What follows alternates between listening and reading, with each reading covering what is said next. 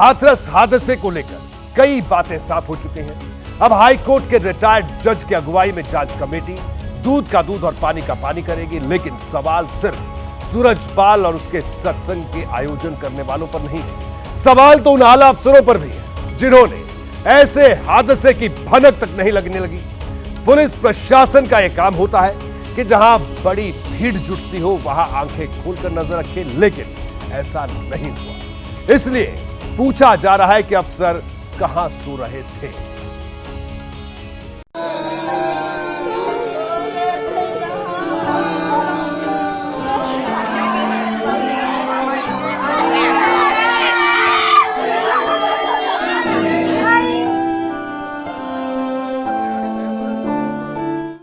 मन को शांति दिलाने वाला सत्संग आत्मा को शांति दिलाने वाला साबित होगा, ये किसी ने नहीं सोचा था।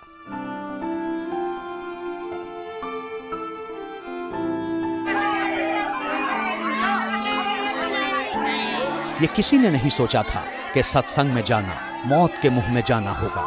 हाथरस में तो हादसा हुआ, लेकिन जान गंवाने वाले कई जिलों से यहां आए थे, कई राज्यों से यहां पहुंचे थे, और सभी के परिजन यही पूछ रहे हैं कि उनके अपनों का क्या कसूर था। इसका परिवार चला जाए भाई साहब, तो वो क्या कहेगा ये बताओ। जो आदमी अपनी सुरक्षा नहीं कर रहा तो हमारी सुरक्षा क्या करेगा। कहते हैं हादसे कहकर नहीं होते, लेकिन यहाँ तो साफ है कि यह हादसा लापरवाही की वजह से हुआ।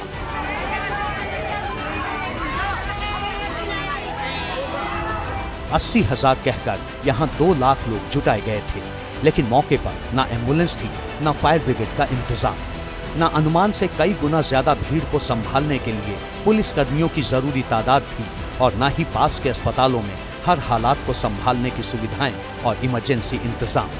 अगर एम्बुलेंस होती, डॉक्टर होते, तो मौके पर कई जिंदगियां बचाई जा सकती थी, लोगों को ऑक्सीजन मिल सकती थी। सिकंदराराव का सरकारी अस्पताल अगर दुरुस्त होता तो वहां भी कुछ जाने तो बचाई ही जा सकती थी, और भीड़ को मैनेज करने के लिए जरूरी पुलिस प्रशासन का अमला होता तो ये नौबत ही नहीं आती कि सेवादार मनमानी करते। हालात ऐसे बन गए कि खुद पुलिस वालों की जान आफत में आ गई। निकाल रही थी बाहर से, दबी हुई थी महिलाएं, फिर मैं भी वहीं गिर गई।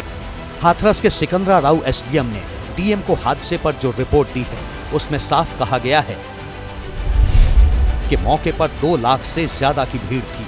बाबा सत्संग के बाद बाहर निकला तो पब्लिक दौड़ी। बाबा के चरण रज की धूल उठाने के चक्कर में भगदड़ मची। बाबा के सेवादारों और श्रद्धालुओं के बीच धक्का मुक्की हुई। जब लोग वहां से भागे तो दलदल और ऊंची नीची जमीन पर फिसल कर गिरे और कुचलते चले गए। समापन हो गया था। अच्छा। और जो मेन सड़क है वहाँ पे पब्लिक ज्यादा गिरी थी, सड़क तक तो आ गए, इतना होश है। गिरे कैसे थे पब्लिक वाले के, क्या हुआ क्या एकदम से अंधेरा आ गया और सीधे नहीं थी, भगदड़ नहीं पड़ी, भीड़ भागी नहीं थी।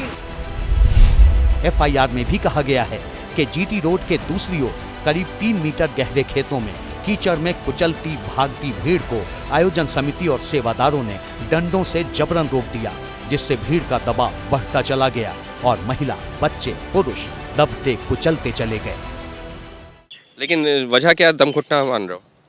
हम हाँ सर जी, यही धूप का वजह है। हमारे साथ भी ऐसा हुआ सर जी। हम खुद आके, हमारा चक्कर आने लगा, फिर मैं रास्ते में आके रुका, एक दुकान पे रुका, वहाँ ठंडा उंडा पिया, पानी पिया। एफआईआर भोले बाबा के मुख्य सेवादार देव प्रकाश मधुकर के नाम पर की गई है। अन्य सेवादारों को सहयोगी बनाया गया है। एबीपी न्यूज जब मधुकर के घर पहुंची तो यहाँ ताला लगा था। पड़ोसियों ने बताया कि सत्संग की तैयारियां 15 दिनों से चल रही थी।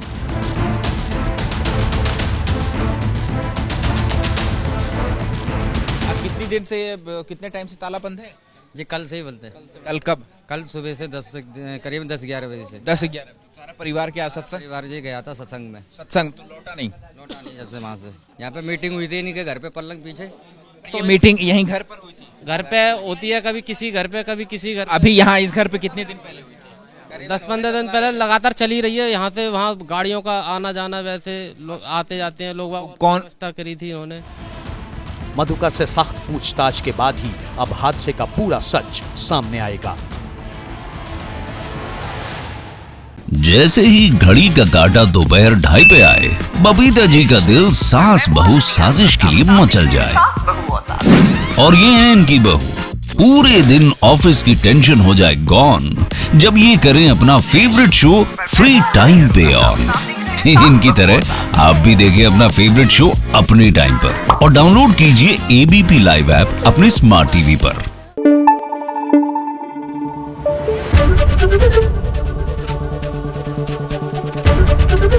एबीपी न्यूज आपको रखे आगे।